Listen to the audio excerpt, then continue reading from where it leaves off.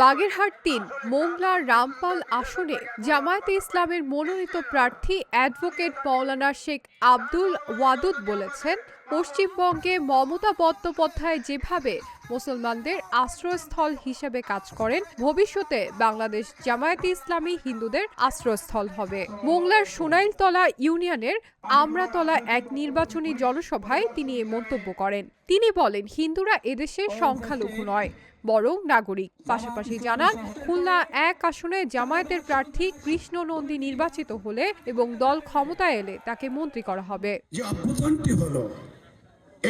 সভায় বিএনপির বর্তমান রাজনৈতিক অবস্থার সমালোচনাও করেন ওয়াদুদ। তিনি বলেন, আগে বিএনপি নেতারা তারেক রহমানকে আগামীর প্রধানমন্ত্রী বললেও এখন সে কথা বলেন না, কারণ তাদের রাজনৈতিক অবস্থান দুর্বল হয়ে পড়েছে। ইউনিয়ন জামায়াতের আমির মাওলানা আল আমিন হাওলাদারের সভাপতিত্বে সভায় উপজেলা এবং স্থানীয় জামায়াত নেতারাও বক্তব্য দেন।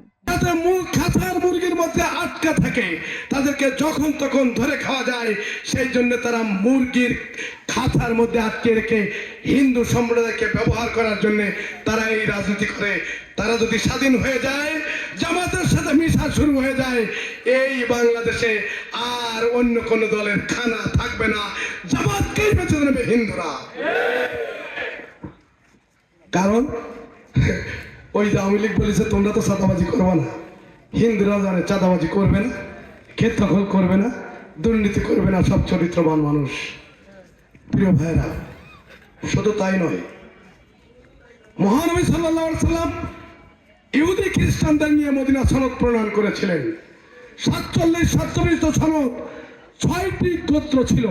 সেই গোত্রকে সাথে নিয়ে আপনাকে পড়ে দেখবেন, রসুল পরিচালনা করেছিলেন মদিনা রাষ্ট্র, সাথে ছিলেন ইহুদিরা। আল্লাহ রসুলকে তখন ইহুদিরা কি করেছিল, ওয়ালসভা দিতে চেয়েছিল, মারতে চেয়েছিল। অপরাধের কারণে মহানবী ওই গোত্র পতিদেরকে বিচারের দায়িত্ব দিয়েছিলেন, তারাই বিচার করেছিল। তাহলে একটি ইসলামী রাষ্ট্রে, মুসলিম রাষ্ট্রে অবশ্যই হিন্দুরাও পার্লামেন্টে যাবে, তারাও দেশ পরিচালনায় অংশগ্রহণ করবে। জামাত ইসলামী এই সুযোগ হিন্দুদেরকে দিয়েছে। এরাই সংখ্যালঘু নয়, এরা এদেশের নাগরিক। আমরা হিন্দুদের স্বার্থ রক্ষা করার জন্য আমরা আমাদের জীবন দিতে প্রস্তুত। পশ্চিমবঙ্গে যেমন মমতা দি মুসলমানদের আশ্রয়স্থল, এই দেশে আগামী দিনে হিন্দুদের আশ্রয়স্থল হবে জামাত ইসলামী। সম্মানিত ভাইরা, আমরা মোংলা বন্দরে একটি ঝুলন্ত ব্রিজ আমরা করতে চাই। আমরা বিমানবন্দরকে সচল করতে চাই। সুন্দরবনকে আমরা সুন্দরবনে একটা পর্যটন কেন্দ্র করতে চাই, যে পর্যটন কেন্দ্রের মধ্য দিয়ে আগামীতে কি হবে, বিদেশি মুদ্রা অর্জন হবে। শিশুদের বিনোদন কেন্দ্র একটা ইকো পার্ক করতে চাই।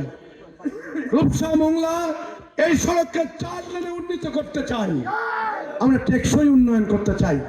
টেকসই উন্নয়ন, সেই টেকসই উন্নয়ন হচ্ছে, একটি রাস্তায় যদি 10 কোটি টাকা বাজেট হয়, তাহলে মন্ত্রণালয় সাল করতে ওখানে পার্সেন্টেজ লাগে, এমপির পিএসকে পার্সেন্টেজ দিতে হয় এবং ইঞ্জিনিয়ারকে পার্সেন্টেজ দিতে হয়। কন্ট্রাক্টর শেষ পর্যন্ত সব জায়গাগুলো কি করে, মুখ মেরে এসে তখন কাজ শুরু করে, টেম্পোরারি জিনিসপত্র দেয়। যে রাস্তা 10 বছর থাকার কথা ছিল, কেউ বাধা না দেওয়ার কারণে, যেহেতু সবাই খেয়ে বসে আছে, তাই কি হয়, শেষ পর্যন্ত রাস্তার চলটি উঠে যায়। 2 বছরে না 6 মাসে আমরা ওই রাস্তা, আমাদের কোনো মন্ত্রণালয় ঘুষ খাবে না, ইঞ্জিনিয়ার সাহস পাবে না, এমপি প্রশ্নই আসে না, লোকাল কোনো নেতৃবৃন্দকে টাকা দেওয়া লাগবে না। তাহলে বঙ্গবন্ধুর 20 টাকা দোতলা থেকে নিচে আস্তে আস্তে 10 টাকা শেষ হয়ে যায়, 10 টাকা থাকে। এরকম হবে না, ফুল টাকা ওই রাস্তায় ব্যয় হবে। তাহলে 8 বছর, অবশ্যই 2 বছরের জায়গায় 1.5 বছরের জায়গায় 8 বছর ওই রাস্তা থাকবে। এটাকে বলে টেকসই।